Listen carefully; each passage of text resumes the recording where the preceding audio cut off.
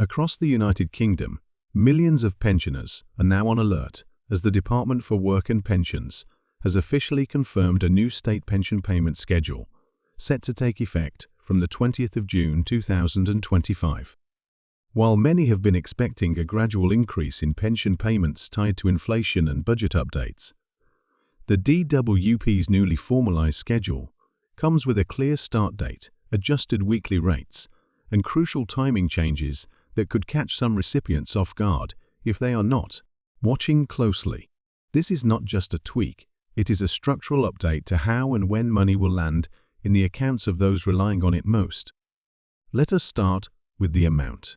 For those receiving the full new state pension, the weekly payment has increased to £221 and 20 pence, up from the previous rate of £203 and 85 pence. Over the course of a year, that translates to an uplift of just over £900. For pensioners on the older basic state pension, typically those who reach state pension age before the 6th of April 2016, the new rate is £169 and 50 pence per week, compared to the previous £156 and 20 pence.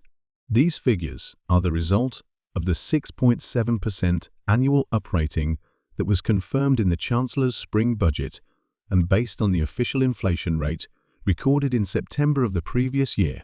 That percentage is now being applied not only to the core state pension amounts, but also to additional components like the additional state pension and graduated retirement benefit entitlements. These uplifts are permanent and will be reflected in weekly payments moving forward. But the real story this time is the scheduling. From the 20th of June onward, the DWP will begin implementing a stricter and more consistent payment date structure based on national insurance number suffixes. For example, if your national insurance number ends in 0 or 1, your state pension will now be paid on a Monday. If it ends in 2 or 3, it will arrive on a Tuesday. And so on, all the way to 8 and 9, which will now be paid on Fridays. This may sound familiar. It is not a completely new system, but what has changed is the rigidity and precision with which the DWP is now enforcing it. Previously, many pensioners received their state pension on a day that was close to, but not necessarily fixed, to their assigned digit schedule. This allowed for some flexibility, but it also caused frequent inconsistencies, especially around bank holidays, weekends, and updates to the banking system. Under the new model, the DWP is aiming for consistency, predictability, and fewer last-minute delays. However, for pensioners who have grown accustomed to their payment arriving on a certain day, even a shift of 24 hours could cause confusion, especially for those on tight budgets with direct debits scheduled around expected income dates. Let us be clear, this is not a reduction. It is a recalibration. Every pensioner entitled to the full rate will receive the full amount, but when you receive, it may change, and that shift could have a temporary knock-on effect on bill payments, overdraft charges, or even food shopping plans. The DWP is encouraging pensioners to review their payment history and check their updated payment notification letters. If you have not received a letter by the end of the 3rd week in June, it is advisable to log into your online account or call the pension service to confirm your new payment date. This new schedule is part of a broader push by the DWP to modernize the state pension system in the face of increasing digitalization. More services are now being moved online, including the ability to view payment history, download award letters, and update personal information. But this digital shift has raised concerns among charities working with older people, who say many pensioners, particularly those in their late 70s and above, either do not use the internet or are not comfortable navigating government websites. For pensioners abroad, the new rates will also apply, but only for those living in countries that have reciprocal social security agreements with the United Kingdom. That includes the European Economic Area, Switzerland, and countries like the United States and Jamaica. But if you reside in Australia, Canada, or New Zealand, your pension remains frozen at the rate you first received when you moved abroad. That policy has not changed, despite repeated legal challenges and political pressure. There are further implications for those receiving means-tested top-ups through pension credit. The guaranteed credit minimum income threshold has now increased to £201 and 5 pence for single pensioners and £306 and 85 pence for couples.